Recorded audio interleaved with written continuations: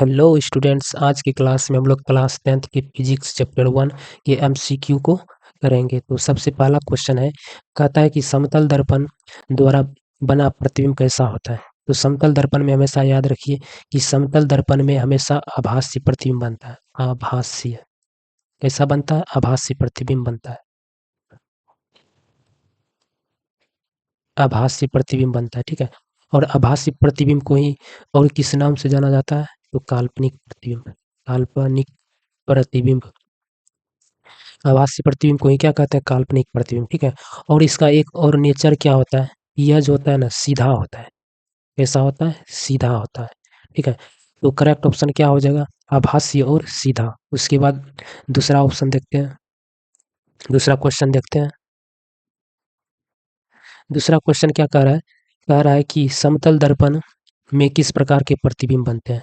तो same question है, तो इसमें भी क्या हो जाएगा? आभासी प्रतिबिंब बनते हैं। उसके बाद नेक्स्ट क्वेश्चन देखते हैं। इसमें क्या कह रहा है? कह रहा है कि प्रकाश की किरणों के सरल रैखिक गमन का अनुप्रयोग है। तो पहला ऑप्शन कह रहा है सूर्य ग्रहण में, दूसरा ऑप्शन कह रहा है चंद्र ग्रहण में और तारों के चमकने में। तो यहाँ पे क्या होता है? तारों के चमकने में जो होता है ना, प्रकाश जो होता है, प्रकाश का बहुत बार बहुत बार क्या होता है? अपवर्तन होता है। अपवर्तन होता है। तो इसमें तो प्रकाश सीधी रेखा में नहीं गमन करती है, ठीक है। तो ये तो हो जाएगा गलत ऑप्शन, ठीक है। उसके बाद चंद्र ग्रहण और सूर्य ग्रहण में, चंद्र ग्रहण ये दोनों में क्या होता है कि प्रकाश जो होता है वह सीधी रेखा में, प्रकाश क्या होता है कि सीधी रेखा में जो है ना, प्रकाश की किरण जो होता है वह सीधी रेखा में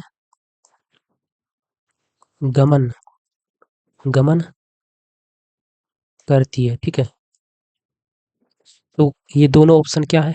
सही है। तो इसका देखिए यहाँ पे कह रहा है, घ नंबर क्या कर रहा है? क और ख दोनों, तो ये हो जाएगा सही, ठीक है। तो अब देखते हैं नेक्स्ट क्वेश्चन क्या कहता है। नेक्स्ट क्वेश्चन कहता है कि किसी वस्तु की छाया तभी बन सकती है जब प्रकाश की किरणें गमन करेगी। मान लीजिए कि कोई वस्तु है, इस तरह से एक बना देते हैं, इस तरह से एक वस्तु।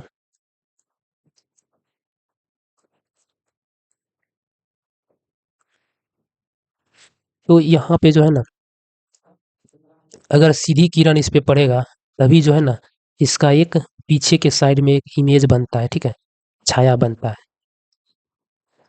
अगर ये टेढ़ी मेढ़ी ऐसे आएगा तब इसका इमेज नहीं बनेगा, इसका छाया नहीं बनेगा। तो इसका मतलब है कि छाया बनने के लिए एक सीधी रेखा होना अनिवार्य है, ठीक है। तो इसका आंसर क्या हो जाएगा? सीधी रेखा। One number is the right answer. तो नेक्स्ट क्वेश्चन देखते हैं।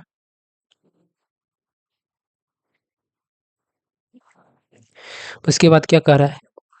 कहता है कि प्रकाश स्रोत के सामने एक हरी रंग की छड़ी को खड़ा रख देने पर, ठीक है, छाया बनेगी। मतलब एक प्रकाश स्रोत है, ठीक है, मान लीजिए एक प्रकाश स्रोत ले लेते हैं, लाइट हम लोग टॉर्च लाइट बना देते हैं इस तरह से, ठीक है। इस तरह से टॉर्च लाइट बना देते हैं। इससे क्या होता है कि प्रकाश मान लीजिए इस तरह से निकल रहा है, ठीक है, इस तरह से निकल रहा है। और इसके सामने एक जो है ना छड़ी बना देते हैं, छड़ी। तो कह रहा है कि इसका जो है ना छड़ी जो बनेगा, इसका छाया किस कलर का होगा, ठीक है।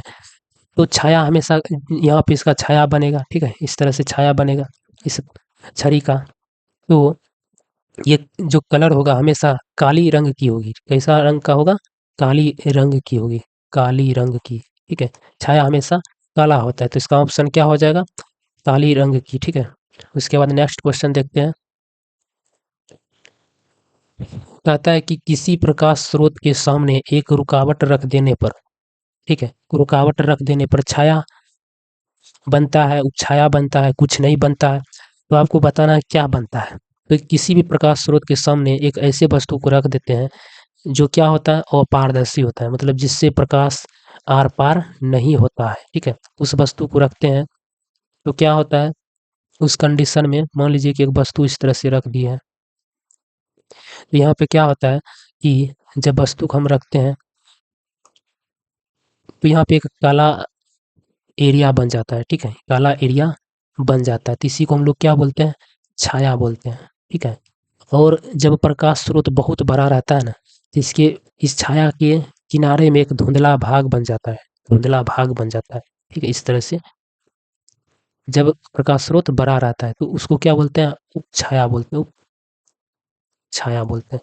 तो यहाँ पे क्या हो जाएगा, दोनों ऑप्शन क्या हो जाएगा, सही हो जाएगा, क्या हो जाएगा, दोनों ऑप्शन सही हो जाएगा, यानी छाया भी बनता है और उपछाया भी बनता है, तो इसका क्या हो जाएगा, क और ख दोनों हो जाएगा सही, तो ये हो जाएगा हम लोग का राइट ऑप्शन। तो अब चलते हैं नेक्स्ट क्वेश्चन पे। नेक्स्ट क्वेश्चन क्या कहता है, कहता है कि प्रकाश स्रोत के सामने एक गेंद को रखने पर उसकी छाया कैसी बनती है। फिर से वही एक प्रकाश स्रोत इस तरह से बना लेंगे, ठीक है।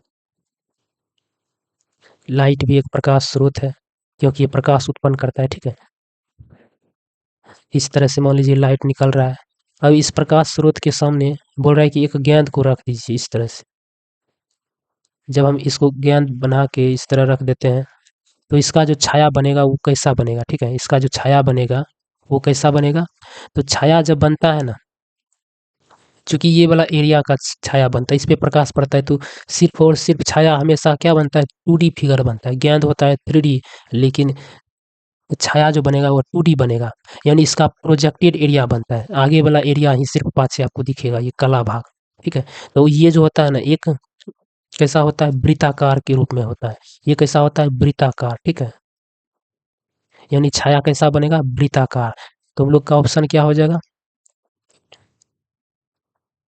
तो राइट ऑप्शन हो जाएगा वृत्ताकार, ख नंबर हो जाएगा, ठीक है। उसके बाद नेक्स्ट क्वेश्चन देखते हैं। नेक्स्ट क्वेश्चन क्या कह रहा है, कहता है कि दृष्टि के भौतिक अनुभूति को कहा जाता है, मतलब दृष्टि के भौतिक अनुभूति को क्या कहा जाता है। पहला ऑप्शन है प्रकाश, दूसरा ऑप्शन है ध्वनि तरंग, इनमें से कोई नहीं। तो इसको क्या बोलते हैं, दृष्टि के भौतिक अनुभूति को प्रकाश कहा जाता है, ठीक है। यानी प्रकाश के माध्यम से ही हम किसी वस्तु को फिजिकली देख पाते हैं, ठीक है। तो प्रकाश कहता है, प्रकाश जो होता है, प्रकाश क्या होता है, एक प्रकार की ऊर्जा होती है, ठीक है, ऊर्जा होती है जिसके द्वारा किसी वस्तु को देखने की संवेदना संवेदना या अनुभूति अनुभूति प्राप्त प्राप्त होती है, ठीक है। ये हुआ प्रकाश का डिफिनेशन, ठीक है। तो यानी किसी दृष्टि के भौतिक अनुभूति को क्या कहा जाता है, प्रकाश कहा जाता है। तो इसका ऑप्शन क्या हो जाएगा, क number is the right answer. चलते हैं नेक्स्ट क्वेश्चन पे। नेक्स्ट क्वेश्चन क्या कह रहा है, कह रहा है कि प्रकाश एक रूप है, प्रकाश एक रूप है, किसका रूप है, तो प्रकाश एक शक्ति है, ऊर्जा है, कार्य है या बल है, प्रकाश एक ऊर्जा का रूप है, ठीक है। जैसे यहाँ पे अब इसको देखिए कि प्रकाश ऊर्जा क्यों है, तो इसको समझने के लिए आप यहाँ पे एक पहले तो एक प्रकाश स्रोत बना लीजिए, ठीक है। इस तरह से मान लीजिए एक लाइट बना दिए, ठीक है। इसमें क्या रहता है, इसमें जो है ना, ये टॉर्च लाइट है, तो इसमें क्या रहता है, बहुत सारा सेल लगा हुआ रहता है, ठीक है, बहुत सारा सेल लगा हुआ रहता है इस तरह से, और यहाँ पे रहता है इसका बटन रहता है। जब इसको ऑन करते हैं तो इसमें जो सेल लगा रहता है उसमें कौन सा ऊर्जा रहता है, सेल में जो रहता है, ये सेल जो है इसमें कौन सा ऊर्जा रहता है, इसमें विद्युत ऊर्जा रहता है, विद्युत ऊर्जा रहता है, ठीक है। और जब इसको हम ऑन करते हैं तो ये किसमें कन्वर्ट हो जाता है, प्रकाश में कन्वर्ट हो जाता है, प्रकाश में, ठीक है, प्रकाश में कन्वर्ट हो जाता है। तो यानी ऊर्जा जो है ना, एक ऊर्जा दूसरे ऊर्जा में कन्वर्ट हो गया है, ठीक है। विद्युत ऊर्जा प्रकाश में कन्वर्ट हो गया, इसीलिए हम लोग प्रकाश को भी क्या बोलते हैं, एक प्रकार की ऊर्जा है, तो इसको क्या बोलेंगे, प्रकाश ऊर्जा, ठीक है। इसीलिए प्रकाश भी एक ऊर्जा का रूप है। अब देखते हैं नेक्स्ट क्वेश्चन क्या कहता है। दूसरा क्वेश्चन कह रहा है कि किसी माध्यम में प्रकाश की किरणें माध्यम के कणों को क्या करती है। ठीक है, पहला ऑप्शन कहता है गर्म करती है, प्रकाशित करती है, माध्यम के कणों में गति प्रदान करती है। देखिए, जब प्रकाश की किरण, मान लीजिए कि ये एक माध्यम है इस तरह से, ठीक है, इसमें बहुत सारा गैसेस है, ठीक है, धूल कण है। तो इसमें क्या होता है कि जब इनसे होकर प्रकाश की किरणें मान लीजिए इस तरह से पास कर रहा है, ठीक है, प्रकाश की किरणें, तो ये क्या करता है, इसमें जो प्रकाश की किरणें आती है, तो इसके जो है मॉलिक्यूल्स होता है ना, इसमें क्या होता है, गति प्रदान कर देती है। यानी गर्म करने के बाद इसको गर्म भी कर देती है। गर्म करने के बाद क्या होता है, इसके मॉलिक्यूल्स में मॉलिक्यूलर मोमेंटम हो जाता है, मतलब अपने आप में गति, सब इधर-उधर गति के कारण गतिमान हो जाता है, ठीक है। तो ये सब जो है ना गति हो जाता है। उसके बाद ये जो होता है ना, प्रकाश लगातार इसमें पड़ने के कारण ये क्या होता है, प्रकाशित हो जाता है। तो यहाँ पे क्या हो जाएगा, तीनों ऑप्शन इसका सही हो जाएगा। गर्म भी हो जाती है, गर्म गर्म होने के कारण इसमें क्या हो जाता है, इसमें जो होता है ना हीट ऊर्जा डेवलप हो जाता है। हीट के कारण जो ये मॉलिक्यूल्स क्या होता है, उसी माध्यम में गमन करने लगती है, मतलब गति करने लग जाती है, ठीक है। उसके बाद ये प्रकाशित भी हो जाता है। तो ये क्या हो जाएगा, तीनों ऑप्शन यहाँ पे करेक्ट हो जाएगा। तो घ नंबर हो जाएगा इसका राइट ऑप्शन। उसके बाद नेक्स्ट क्वेश्चन देखते हैं। अब आपसे पूछ रहा है कि प्रकाश किस ऊर्जा का एक रूप है, मतलब प्रकाश किस ऊर्जा का रूप है। पहला ऑप्शन है विकिरण ऊर्जा, यह एक बल है, ये तो ऑप्शन नहीं होगा क्योंकि प्रकाश एक ऊर्जा है, तो यानी ऊर्जा वाला ऑप्शन ही होगा। उसके बाद कहता है क और ख दोनों नहीं, तो इसमें क्या हो जाएगा, विकिरण, इनमें से कोई नहीं, तो ये तो होगा। इसके बारे में पहले जानते हैं विकिरण ऊर्जा क्या होता है। तो विकिरण ऊर्जा में क्या होता है कि इसमें ये ऊर्जा जो है एक माध्यम से दूसरे माध्यम में जाने के लिए जो होता है ना, किसी माध्यम की आवश्यकता नहीं होती है।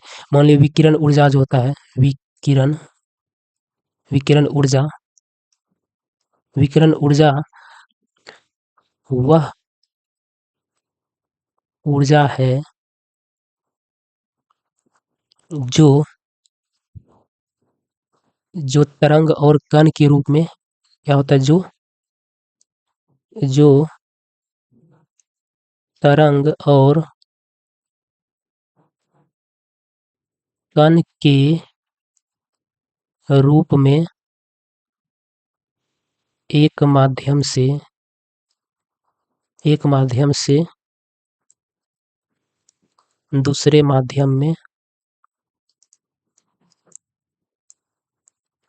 गमन गमन करती है, ठीक है। मतलब विकिरण ऊर्जा ऐसा ऊर्जा होता है जिसे एक माध्यम से दूसरे माध्यम में जाने के लिए और किसी माध्यम की आवश्यकता नहीं होती है, ठीक है। और ये किस रूप में गमन करती है, तरंग और कण के रूप में गमन करती है, ठीक है। और यही सेम नेचर जो होता है ना, यही सेम नेचर प्रकाश ऊर्जा में भी मिलता है, प्रकाश ऊर्जा में भी पाया जाता है। तो इसीलिए प्रकाश ऊर्जा को भी क्या कहा जाता है, विकिरण ऊर्जा कहा जाता है। मतलब विकिरण ऊर्जा जो होता है उसमें क्या होता है कि ऊर्जा जो होता है एक स्थान से दूसरे स्थान जाने के लिए क्या करता है, तरंग और कण के रूप में जाता है, ठीक है। और यही सेम गुण प्रकाश के पास भी होता है, तो इसीलिए विकिरण प्रकाश ऊर्जा को एक विकिरण ऊर्जा भी कहा जाता है। तो इसका राइट ऑप्शन क्या हो जाएगा, कौन number is the right option. उसके बाद नेक्स्ट क्वेश्चन पे देखते हैं। इसमें कहता है कि प्रकाश तरंगे किस प्रकार की तरंग है। तो प्रकाश तरंगे जो होता है ना, किस प्रकार की तरंग है, तो प्रकाश प्रकाश जो है एक तरंग है, ठीक है। प्रकाश को एक तरंग के रूप में भी जाना जाता है। तो कहता है ध्वनि तरंग के समान होता है, नहीं, प्रकाश तरंग, ध्वनि को देखिए एक माध्यम से दूसरे माध्यम में जाने के लिए क्या होता है, माध्यम की आवश्यकता होती है। ध्वनि को एक स्थान से दूसरे स्थान तक जाने के लिए, मान लीजिए इस स्थान से जाने के लिए इस स्थान पे एक माध्यम होना चाहिए, तभी ध्वनि यहाँ से जा सकता है, ठीक है। लेकिन प्रकाश क्या होता है, वह निर्वात में भी गमन करती है ना, तो इसीलिए ये एक विद्युत चुम्बकीय तरंग है। प्रकाश कैसा तरंग है, तो एक विद्युत चुम्बकीय तरंग है। तो यहाँ ख number is the right answer. और नेक्स्ट क्वेश्चन देखते हैं। उसके बाद क्या कहता है यहाँ पे, कहता है कि प्रकाश तरंगों के गमन के लिए किस प्रकार के माध्यम की आवश्यकता होती है। मतलब प्रकाश को गमन करने के लिए पहला ऑप्शन का द्रव्यात्मक माध्यम, किसी प्रकार के माध्यम की नहीं, तो यही हो जाएगा। प्रकाश जो होता है ना बिना किसी माध्यम के भी गमन करता है, तो इसका ऑप्शन क्या हो जाएगा, ख number is the right answer. उसके बाद नेक्स्ट क्वेश्चन क्या कहता है, कहता है कि प्रकाश का तरंग दैर्ध्य अन्य बाधाओं की तुलना में होती है। मतलब अन्य बाधाएं का मतलब होता है जैसे कि ध्वनि हो गया, ध्वनि की तुलना में क्या होता है। तो एक बात हमेशा याद रखिए कि प्रकाश का जो है तरंग, प्रकाश का तरंग दैर्ध्य जो होता है, प्रकाश का तरंग दैर्ध्य वो क्या होता है कि बहुत छोटा होता है, बहुत छोटा होता है, ठीक है। और जिसके कारण जो होता है ना, बहुत छोटा होने के कारण जो होता है ना, यस, बिना किसी माध्यम के भी गमन कर जाता है, ठीक है। तो इसका ऑप्शन क्या हो जाएगा, इसका ऑप्शन हो जाएगा बहुत छोटा होता है, ठीक है। ध्वनि का मतलब इससे बड़ा होता है, तो इसीलिए जो होता है ना, ध्वनि को गमन करने के लिए किसी माध्यम की आवश्यकता होती है, लेकिन प्रकाश को गमन करने के लिए प्रकाश को गमन करने के लिए क्या होता है, माध्यम की आवश्यकता नहीं होती है, ठीक है। क्योंकि इसका तरंग दैर्ध्य जो होता है ना बहुत छोटा होता है, इसीलिए इसका ऑप्शन क्या हो जाएगा, बहुत छोटा।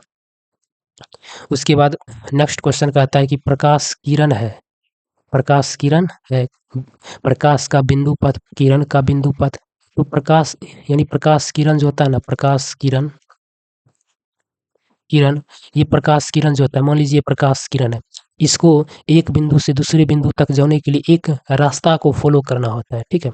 एक रास्ता को फॉलो करना होता है, और जिस पथ से ये होकर जाता है तो उसको क्या बोलते हैं, प्रकाश का बिंदु पथ कहते हैं, प्रकाश का बिंदु पथ कहते हैं, ठीक है। यानी प्रकाश एक माध्यम से दूसरे माध्यम या एक स्थान से दूसरे स्थान तक जाने के लिए एक रास्ता को फॉलो करता है, एक पथ को फॉलो करता है, जिस पथ को प्रकाश का बिंदु पथ कहते हैं, ठीक है। इसका ऑप्शन क्या हो जाएगा, प्रकाश का बिंदु पथ। उसके बाद देखते हैं नेक्स्ट क्वेश्चन। उसके बाद कहता है किरणों के समूह को क्या कहा जाता है। देखिए किरणों के समूह को क्या कहा जाता है, जब किरणें बहुत इस तरह से एक दूसरे के समांतर रहता है, या मतलब किरणों के समूह को जो होता है ना, किरणों के समूह को इसको किरण पुंज भी कहा जाता है, किरण पुंज, ठीक है, किरण पुंज, तथा इसे प्रकाश पुंज भी कहा जाता है, प्रकाश पुंज। किरणों के समूह को किरण पुंज तथा प्रकाश पुंज भी कहा जाता है, दोनों सेम ही होता है, क्योंकि प्रकाश भी एक तरह से किरण ही होता है, ठीक है। प्रकाश क्या होता है, किरण के रूप में दिखाया जाता है, तो इसीलिए जो होता है ना, प्रकाश जो होता है, किरणों के समूह को किरण पुंज और प्रकाश पुंज दोनों। इसका ऑप्शन ये भी सही है और ये भी सही है, तो क्या हो जाएगा इसका, तो क और ख दोनों, यानी ग number is the right answer. उसके बाद नेक्स्ट क्वेश्चन क्या कहता है कि किसी उच्च कोटि की पॉलिश किए गए दर्पण अपने पर पड़ने वाले प्रकाश को परावर्तित करती है। मान लीजिए एक दर्पण है, ठीक है, और इसके बैक साइड में क्या होता है, उच्च कोटि के बढ़िया वाला पेंट कर दिए हैं, तो ये इस पे पड़ने वाले किरण को क्या कर देगा, ठीक है।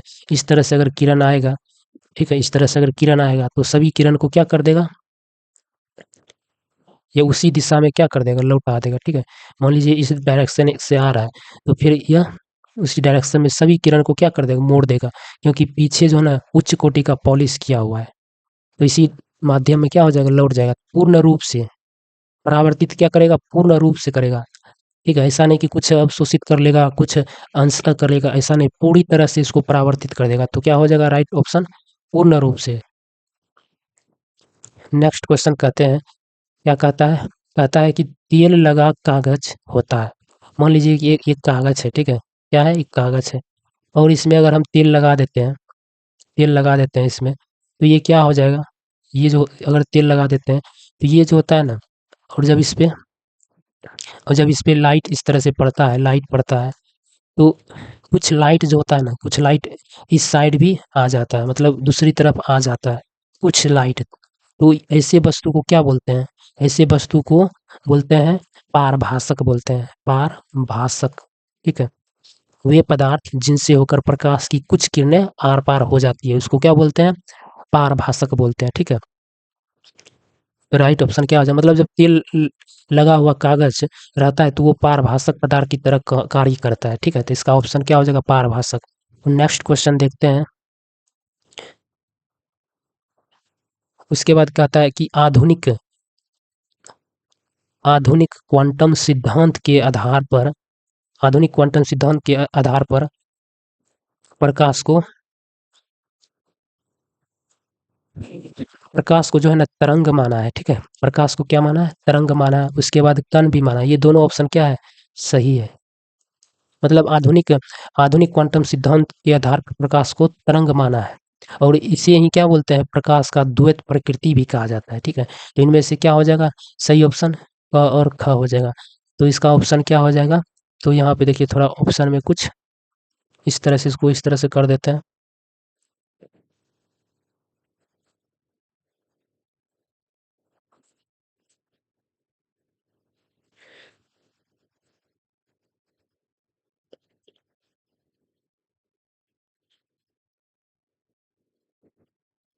मतलब आधुनिक क्वांटम सिद्धांत के आधार पर जो है ना प्रकाश को तरंग और कण दोनों माना गया है, ठीक है। कि प्रकाश तरंग के रूप में भी गमन करता है और कण के रूप में भी गमन करता है। तो ये हो जाएगा, क्या हो जाएगा? क और ख। क्या हो जाएगा? ये ऑप्शन राइट हो जाएगा, मतलब दोनों आंसर इसका सही है। उसके बाद कहता है सूर्य से आने वाला प्रकाश पुंज कैसा होता है? देखिए मान लीजिए कि यहाँ पे एक सूर्य है, ठीक है। इस तरह से इससे जो प्रकाश किरण आती है ना, तो उसको जो है ना समांतर किरण पुंज माना गया है। इस तरह से समांतर किरण पुंज माना गया है, ठीक है। तो ये क्या हो गया? समानांतर, समांतर, समानांतर किरण पुंज या प्रकाश पुंज माना गया है, ठीक है। मतलब सूर्य से जितने भी प्रकाश आते हैं तो उसको कैसा माना जाता है? तो समांतर किरण पुंज माना जाता है, ठीक है। इस तरह से तो इसका ऑप्शन क्या हो जाएगा? समांतर प्रकाश पुंज या किरण पुंज। उसके बाद नेक्स्ट ऑप्शन देखते हैं। नेक्स्ट क्वेश्चन कहता है कि प्रकाश की किरणें गमन करती है। प्रकाश की किरणें हमेशा सीधी रेखा में गमन करती है, तो इसका क्या हो जाएगा? सीधी रेखा में गमन करती है। उसके बाद अब कहते हैं प्रकाश के परावर्तन के कितने नियम है? प्रकाश के परावर्तन के 2 नियम है, ठीक है। प्रकाश के परावर्तन के 2 नियम है। पहला क्या है?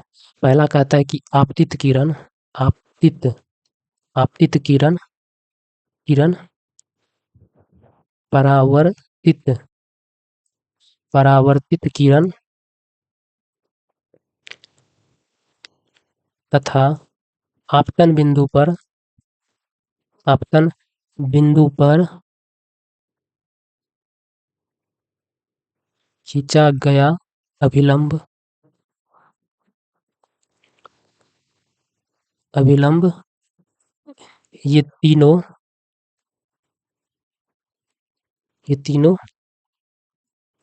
एक ही सतह बोलिए या तल बोलिए, एक ही तल में होते हैं, ठीक है। ये पहला नियम था। दूसरा नियम क्या बोला था? दूसरा नियम क्या बोला था? कि तन कोण आपतन कोण आपतन कोण बराबर होता है परावर्तन कोण के, ठीक है। ठीक है, तो इसका क्या गो नियम था? 2 गो नियम था, इस तरह से। उसके बाद नेक्स्ट क्वेश्चन क्या कहता है? कहता है कि फोकस पर अभिसरित करने वाला किरण पुंज परावर्तन के बाद समांतर हो जाती है।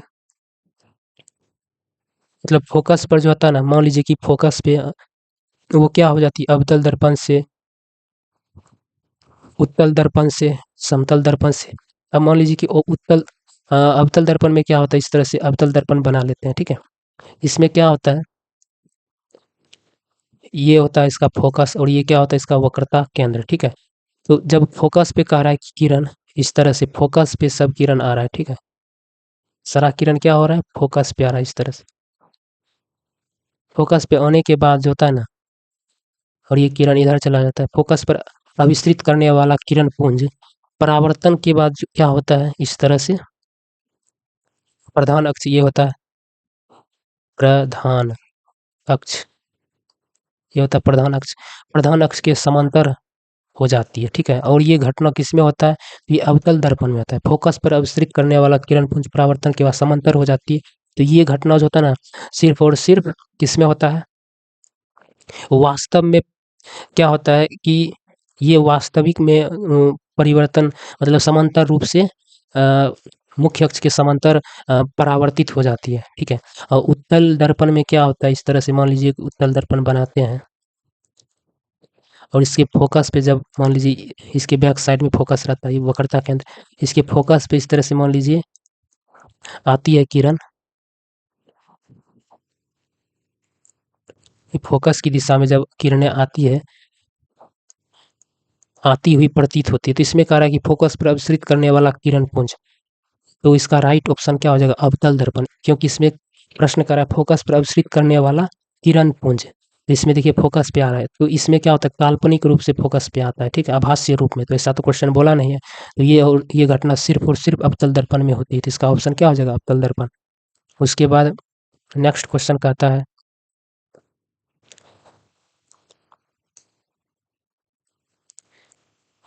कि F बराबर R/2 ये सत्य है, तो F बराबर यानी फोकस दूरी जो होता है वह वक्रता त्रिज्या के आधी होती है, ठीक है, R/2, ये जो इस तरह से दिया हुआ है ये किसके लिए लागू होता है, तो ये जो होता है ना ये गोलीय दर्पण के लिए लागू होता है, ठीक है, ये दोनों दर्पण के लिए लागू होता है। ये फार्मूला किससे बना है, तो ये फार्मूला जो था ना गोलीय दर्पण के लिए बना है, गोलीय दर्पण के लिए बना है, गोलीय दर्पण के लिए बना है, ठीक है, और गोलीय दर्पण जो होता है ना वह दो प्रकार के होते हैं, गोलीय दर्पण जो होता है वो दो प्रकार के होते हैं, मतलब गोलीय दर्पण जो होता है ना वो दो प्रकार के, एक होता है अवतल और दूसरा क्या होता है उत्तल, तो इसका करेक्ट ऑप्शन क्या हो जाएगा, ये फार्मूला दोनों के लिए लागू होगा, इसका मतलब क और ख इसका आंसर हो जाएगा, ठीक है। उसके बाद नेक्स्ट क्वेश्चन क्या कहता है, नेक्स्ट क्वेश्चन कहता है किसी बिंब का अवतल दर्पण द्वारा बना प्रतिबिंब आभास से सीधा तथा बिंब से बड़ा पाया गया है, ठीक है, वस्तु की स्थिति कहाँ होनी चाहिए। पहली बात तो कौन सा दर्पण बना दिया है, बोला है अवतल दर्पण है, ठीक है, और अवतल दर्पण में जो है ना कह रहा है कि प्रतिबिंब इसमें जो होता है ना वास्तविक प्रतिबिंब में बनता है, काल्पनिक प्रतिबिंब में बनता है, ठीक है, और वस्तु से बड़ा भी बनता है, वस्तु के बराबर भी बनता है, वस्तु से छोटा भी बनता है, तो इसमें इसमें पहला कंडीशन दिया है कि प्रतिबिंब जो है ना आभासी है, और अवतल दर्पण में एक ही कंडीशन में क्या बनता है आभासी प्रतिबिंब बनता है, जब वस्तु कहाँ रहता है, जब वस्तु जब वस्तु ये होता है फोकस, ये होता है वक्रता केंद्र। पहली बात तो आपको बोला है कि कौन सा दर्पण है अवतल दर्पण, अवतल दर्पण पहले बना लेंगे इस तरह से, ठीक है, उसके बाद इसका नाम दे देंगे जो सब इसका प्रॉपर्टी होता है।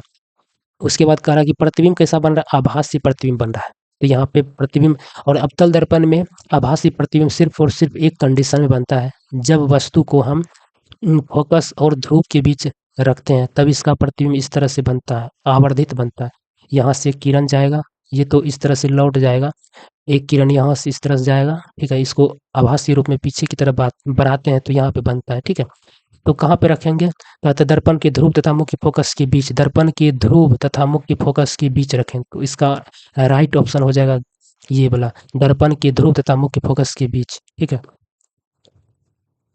उस स्थिति में जो है ना प्रतिबिंब कैसा बनता है, सीधा बनता है, देख रहे हैं ना सीधा बन रहा है, उसके बाद वस्तु के सीधा बन रहा है, प्रतिबिंब तथा वस्तु से बड़ा भी बन रहा है, वस्तु से क्या हो रहा है बड़ा बन रहा है, तो इसका मतलब फोकस के अंदर रखेंगे तो ही ये कंडीशन बन सकता है। नेक्स्ट क्वेश्चन देखते हैं। अब उसके बाद कहता है कि दर्पण की चौड़ाई को दर्पण का कहा जाता है, दर्पण की चौड़ाई को दर्पण का कहा जाता है, ठीक है, क्या कहा जाता है दर्पण की चौड़ाई को, मान लीजिए कोई दर्पण है, ठीक है, इस तरह से दर्पण है, इसके प्रभावी व्यास वाले भाग जितने भी है, ये दर्पण की चौड़ाई जो है, मान लीजिए कि ये लंबाई है और ये चौड़ाई है, तो इसकी चौड़ाई जितने भी ये भाग होता है, ठीक है, इसी को क्या बोलते हैं दर्पण का द्वारक बोलते हैं, द्वारक बोलते हैं, ठीक है, तो यानी दर्पण के प्रभावी व्यास वाले भाग यानी चौड़ाई वाले भाग जो भी होता है उसको क्या बोलते हैं द्वारक बोलते हैं, इसका आंसर क्या हो जाएगा, ख number is the right answer. उसके बाद नेक्स्ट क्वेश्चन देखते हैं। नेक्स्ट क्वेश्चन क्या कहता है कि अवतल दर्पण के प्रकरण में किसी वास्तविक और उल्टे प्रतिबिंब के लिए आवर्धन होता है। पहली बात तो इसमें आप ये देख लीजिए कि आवर्धन जो होता है, आवर्धन को m से सूचित किया जाता है, और आवर्धन का जो मान होता है यदि पॉजिटिव है, ठीक है, तो क्या होगा उसके बाद आवर्धन का मान, इसको याद कर सकते हैं। यदि आवर्धन का मान निगेटिव है तो क्या होता है, ठीक है। जब पॉजिटिव रहता है तो सीधा प्रतिबिंब बनता है, सीधा, ठीक है, प्रतिबिंब बनता है। और जब निगेटिव रहता है तो उल्टा प्रतिबिंब बनता है, ठीक है। ये आपको याद, आप इसको याद कर सकते हैं। तो यहाँ पे आवर्धन, जब m का मान पॉजिटिव रहता है तो सीधा प्रतिबिंब बनता है, और m का मान जब निगेटिव रहता है तो उल्टा प्रतिबिंब बनता है, ठीक है। तो यहाँ पे देखिए क्वेश्चन क्या कहता है कि उल्टे प्रतिबिंब के लिए आवर्धन का मान क्या होता है। तो उल्टे प्रतिबिंब के लिए आवर्धन का मान, इसको क्या बोलते हैं, निगेटिव होता है, यानी ऋणात्मक होता है। तो इसका राइट ऑप्शन क्या हो जाएगा, ऋणात्मक होता है, ठीक है। चाहे दर्पण कोई भी हो, यदि आवर्धन का मान निगेटिव है तो वो उल्टा प्रतिबिंब बनेगा, यदि पॉजिटिव है तो सीधा प्रतिबिंब बनेगा, ठीक है। इसका क्या हो जाएगा, राइट ऑप्शन ये हो जाएगा, ऋणात्मक हो जाएगा, ठीक है। आप इसको इस तरह से भी देख सकते हैं। तो अगर आप इसको याद नहीं रख सकते तो आपको निकालना पड़ेगा। जैसे आवर्धन का सूत्र होता है, आवर्धन, आवर्धन का सूत्र होता है, इसे m से सूचित किया जाता है। आवर्धन बराबर होता है प्रतिबिंब की ऊंचाई, प्रतिबिंब की ऊंचाई, प्रतिबिंब, प्रतिबिंब की ऊंचाई बटे वस्तु की ऊंचाई, ठीक है, वस्तु की ऊंचाई, वस्तु की ऊंचाई, ये होता है सूत्र। तो अब यहाँ पे देखिए कि अवतल दर्पण की, अवतल दर्पण दिया हुआ है, ठीक है, एक अवतल दर्पण दिया हुआ है, इस तरह से आप बना लीजिए, ठीक है। उसके बाद क्या कहता है, वास्तविक और उल्टे प्रतिबिंब। तो वास्तविक है तो इसका मतलब कैसा बनेगा, उल्टा प्रतिबिंब बन रहा है। मान लीजिए नीचा बन रहा है प्रतिबिंब, यहाँ पे दिया हुआ है कि प्रतिबिंब कैसा बन रहा है, उल्टा बन रहा है, नीचे बन रहा है। उल्टा प्रतिबिंब हमेशा नीचे बनता है प्रधान अक्ष के, और वस्तु तो हमेशा ऊपर रहेगा, मुख्य अक्ष के ऊपर रहता है वस्तु, ठीक है। तो इस कंडीशन में आप देखिए तो प्रतिबिंब की ऊंचाई कहाँ पे है, प्रतिबिंब की ऊंचाई नीचे की तरफ जा रहा है। तो यहाँ पे क्या दीजिएगा, नीचे की तरफ जाता है तो माइनस में दीजिए। प्रतिबिंब की ऊंचाई को आप, अगर वस्तु की ऊंचाई को h लिखते हैं तो इसकी ऊंचाई को h डैश भी लिख सकते हैं। तो क्या हो जाएगा, माइनस h डैश बटे, और वस्तु की ऊंचाई ऊपर है तो ऊपर प्रधान अक्ष के ऊपर मापी गई दूरी क्या होता है, धनात्मक होता है, और नीचे मापी गई दूरी ऋणात्मक होता है। तो ये तो धनात्मक लेंगे h, तो ओवरऑल रिजल्ट क्या आया, ऋणात्मक आया ना। तो यहाँ से भी आप याद रख सकते हैं, या फिर इस तरह से आप डायग्राम में बना के भी इसका आंसर दे सकते हैं, ठीक है। तो इसका ऑप्शन क्या हो जाएगा, क number is the right answer. उसके बाद फिर नेक्स्ट क्वेश्चन देखते हैं। उसके बाद कहता है कि अवतल दर्पण में आभासी और सीधा प्रतिबिंब के लिए आवर्धन होता है। इससे पहले वाला क्या क्वेश्चन था, सेम क्वेश्चन हो गया क्या, अवतल दर्पण के प्रकरण में वास्तविक, अच्छा नहीं, इसमें कहता है अवतल दर्पण में आभासी और सीधे प्रतिबिंब के लिए आवर्धन होता है।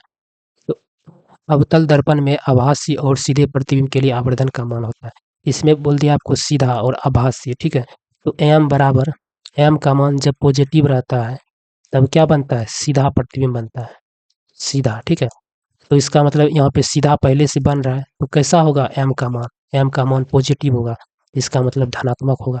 इसको भी उसी तरह आप कर सकते हैं, इस तरह डायग्राम बना के, ठीक है। तो या तो आप डायरेक्ट m का मान याद रख सकते हैं। उसके बाद कहता है नई कार्तीय चिन्ह परिपाटी के अनुसार दर्पण के सामने रखे गए बिंब दूरी ली जाती है। बिंब मतलब होता है, हमेशा याद रखिए, वस्तु होता है, ठीक है। और याद रखिए एक बात, हमेशा दर्पण चाहे कोई भी हो, ठीक है, चाहे लेंस हो या दर्पण हो, वस्तु को हमेशा जो है ना उसके सामने रखा जाता है, और यहाँ से जो दूरी मापा जाता है ना, इसके मतलब इधर से प्रकाश आता है, प्रकाश की विपरीत, विपरीत दिशा में इसका यहाँ से दूरी मापा जाता है। तो ये क्या होगा, हमेशा ऋणात्मक होगा, निगेटिव होगा। तो यानी वस्तु दूरी क्या होता है, वस्तु या बिंब भी लिख सकते हैं, वस्तु या बिंब दूरी कैसा होता है, तो निगेटिव होता है, ठीक है। इसका क्या हो जाएगा, वस्तु दूरी हमेशा ऋणात्मक होती है। उसके बाद देखिए नेक्स्ट क्वेश्चन क्या कहता है, कि कहता है कि एक प्रयोग में अवतल दर्पण द्वारा किसी बिंब का प्रतिबिंब एक पर्दे पर प्राप्त किया जाता है। और आपको पता होगा पर्दे पर किसको प्राप्त किया जाता है, तो वास्तविक प्रतिबिंब को। यहाँ से आपको वास्तविक आ गया, ठीक है, वास्तविक प्रतिबिंब, ठीक है। प्रतिबिंब कैसा वास्तविक है? दर्पण की फोकस दूरी को निर्धारित करने के लिए प्रयोगकर्ता को मापने की जरूरत है। आपको अब अवतल दर्पण बताया है ना क्वेश्चन में, तो आप अवतल दर्पण इस तरह से बना लिए और वास्तविक प्रतिबिंब बन रहा है, तो इसका मतलब प्रतिबिंब जो होगा हमेशा क्या होगा, प्रधान अक्ष के नीचे होगा, ठीक है। और ये क्या होता है, पी होता है, इसके भी कहीं पर भी मान लीजिए यहाँ पे एफ है, यहाँ पे सी है, प्रतिबिंब यहाँ पे बना है, ठीक है। तो आपको क्या कहता है कि फोकस दूरी निर्धारित करने के लिए आपको क्या करना पड़ेगा? फोकस दूरी निर्धारित करने के लिए आपको जो होता है ना, ये डिस्टेंस पहले फाइंड करना पड़ेगा कि प्रतिबिंब दूरी कहाँ पे है। प्रतिबिंब दूरी निकालने के लिए आपको क्या करना पड़ेगा? दर्पण तथा पर्दे के बीच की दूरी, तो यहाँ पे बन रहा है, तो इसका मतलब यहीं पे पर्दा होगा, ठीक है। तो ये पर्दा दूरी आपको निकालना पड़ेगा, क्योंकि पर्दा पे ही वास्तविक प्रतिबिंब उतारा गया है, ठीक है। तो दर्पण तथा पर्दे के बीच की दूरी, दर्पण तथा बिंब के बीच की दूरी, आपको दर्पण तथा पर्दे के बीच की दूरी को ज्ञात करना पड़ेगा। तो इसका ऑप्शन क्या हो जाएगा? क number is the right answer.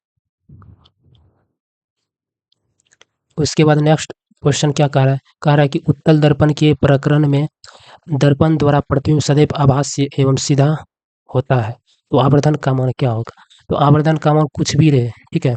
यदि आपको है निगेटिव, अगर पॉजिटिव है तो सीधा होगा, ठीक है, पॉजिटिव है तो सीधा होगा। यदि एम का मान निगेटिव है तो उल्टा होगा, ठीक है, चाहे दर्पण कोई भी रहे।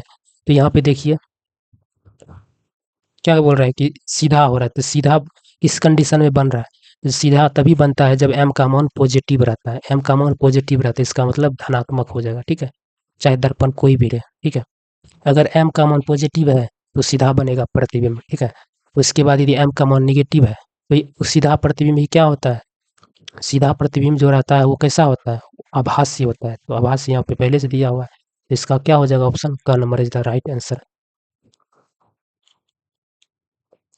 उसके बाद कहता है कि इस दर्पण का उपयोग सामान्यतः वाहनों का पार्श्व दृश्य दर्पण के रूप में किया जाता है, मतलब साइड मिरर के रूप में किया जाता है। तो मान लीजिए कि एक वाहन है, ठीक है, तो साइड मिरर के रूप में जो है ना हमेशा किसका प्रयोग किया जाता है?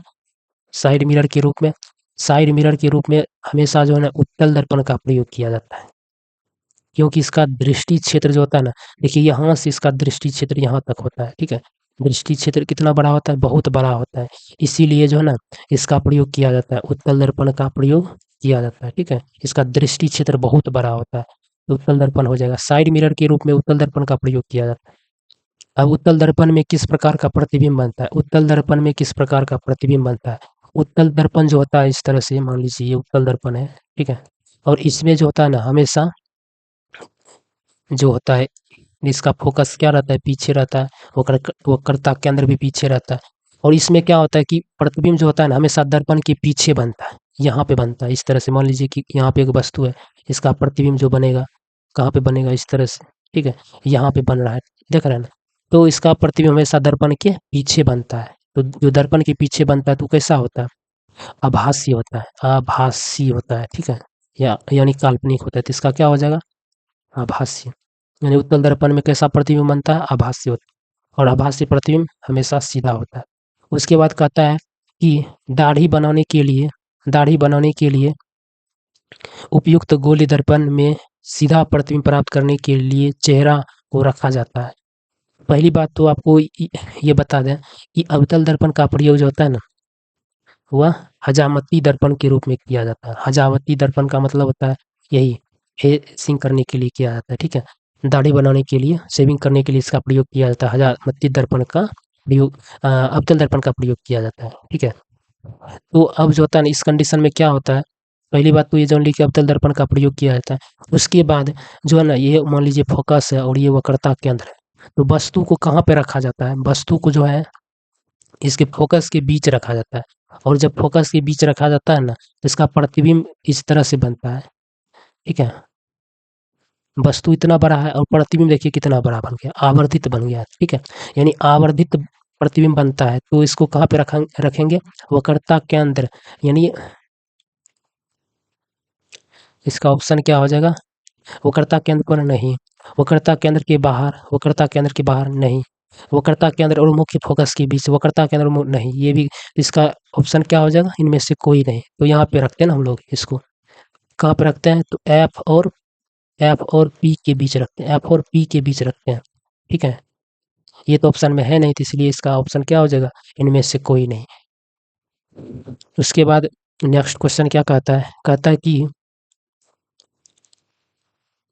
देखिए, वास्तविक वस्तु का हमेशा सीधा प्रतिबिंब बनाने वाला दर्पण होता है, हमें सीधा प्रतिबिंब बनाएगा। वास्तविक वस्तु का हमेशा सीधा प्रतिबिंब कौन बनाता है? देखिए, पहली बात तो हमेशा सीधा कौन बनाता है, तो समतल दर्पण जो होता है ना, समतल दर्पण, ये क्या होता है, हमेशा सीधा बनाता है, हमेशा सीधा बनाता है। उसके बाद क्या होता है, उसके बाद उत्तल दर्पण जो होता है, ये भी हमेशा सीधा बनाता है, सीधा बनाता है। अवतल दर्पण में क्या होता है कि अवतल दर्पण जो होता है, अवतल दर्पण, ये क्या करता है, ये उल्टा बनाता है, उल्टा बनाता है, उल्टा बनाता है, 5 कंडीशन में उल्टा बनाता है और 1 कंडीशन में सीधा बनाता है। सीधा जो बनाता है वो 1 कंडीशन में। लेकिन आपको यहाँ पे क्वेश्चन कह रहा है कि हमेशा सीधा कौन बनाता है, तो हमेशा सीधा बस यही 2 गो बनाता है, ठीक है। तो समतल समतल और उत्तल, ये दोनों समतल अवतल, उत्तल अवतल, समतल उत्तल अवतल, अगर ये रहता ना ऑप्शन की इनमें से कौन सा जो है, जो तीनों सीधा प्रतिबिंब बनाता है, तो आप ये वाला ऑप्शन देते। लेकिन यहाँ पे बोलता है हमेशा, हमेशा अवतल जो है ना सीधा नहीं बनाता है, 5 कंडीशन में उल्टा, 1 कंडीशन में सीधा बनाता है। इसका क्या हो जाएगा, समतल दर्पण और उत्तल दर्पण इसका राइट ऑप्शन हो जाएगा।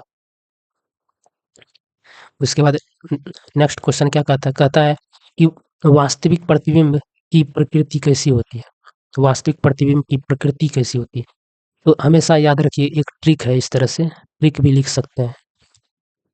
ट्रिक क्या है, बस उल्टा, बस उल्टा, ठीक है, ऐसे याद रख लीजिए। एक बस था, वो हमेशा उलटते रहता था, इसी से ट्रिक बन गया बस उल्टा, ठीक है। तो यहाँ से आप इसको याद रख सकते हैं किस तरह से, देखिए यहाँ पे ये बस जो है ना, बस से आप वास्तविक लिख सकते हैं, वास्तविक, बस से आप वास्तविक, उल्टा से हमेशा याद रखिए उल्टा प्रतिबिंब, उल्टा प्रतिबिंब, उल्टा प्रतिबिंब। तो क्या हो जाएगा, यानी बस उल्टा, यानी वास्तविक प्रतिबिंब उल्टा होता है, इसका मतलब काल्पनिक कैसा होगा, काल्पनिक, एगो आपको फिक्स हो गया तो दूसरा आप अपने बता दीजिए, काल्पनिक कैसा होता होगा, सीधा होता होगा। यदि आपको ऑप्शन में सीधा दिया है तो इससे पता चल जाएगा कि काल्पनिक है, अगर आपको ऑप्शन में उल्टा दिया है तो इससे पता चल जाएगा वास्तविक होगा। तो यहाँ पे पूछ क्या रहा है, आपको पूछ रहा है वास्तविक प्रतिबिंब की प्रकृति, तो वास्तविक प्रतिबिंब उल्टा होता है, तो ये हो जाएगा इसका राइट ऑप्शन, ख number is the right answer. उसके बाद नेक्स्ट क्वेश्चन क्या कहता है दाढ़ी बनाने में किस प्रकार के दर्पण का उपयोग किया जाता है। इससे पहले वाले तो यही था कि अवतल दर्पण का जो है ना प्रयोग हजामती दर्पण के रूप में किया जाता है। और ये देखिए क्वेश्चन ये क्या कह रहा है, कहता है कि 20 सेंटीमीटर फोकस दूरी वाले अवतल दर्पण को सूर्य प्रकाश के सामने रखा जाता है, ठीक है। एक अवतल दर्पण पहले बना लेते हैं इस तरह से, और इसको मान लीजिए सूर्य प्रकाश के सामने ऐसे रख दिया, और इसका फोकस जो है, फोकस दूरी दिया है मान लीजिए वक्रता केंद्र में, ये सूर्य प्रकाश, इससे प्रकाश समांतर किरणें आती है, इस तरह से समानांतर किरणें आ रही है, ठीक है।